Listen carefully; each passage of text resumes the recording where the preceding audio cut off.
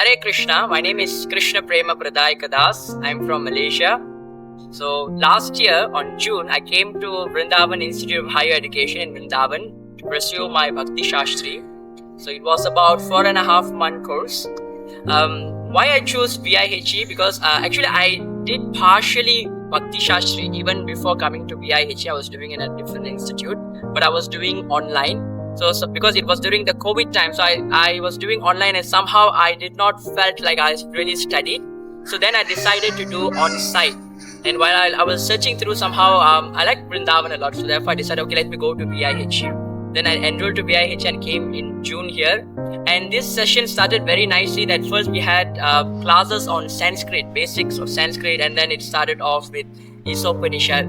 And we learned a lot of things in very detailed depth here.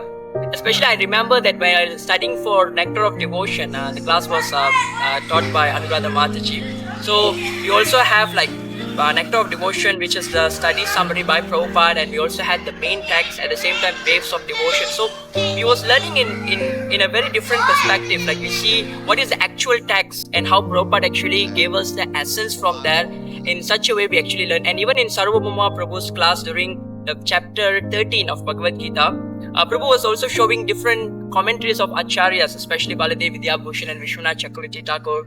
So while I'm learning in VIHE, actually we had so much of depth in learning scriptures. Beyond Prabhupada's books, we also was looking into like what different Acharyas actually given and how Prabhupada actually consolidated that teachings, and actually he is giving the essence for us to understand. Like very easily he is actually explaining such a complicated teachings.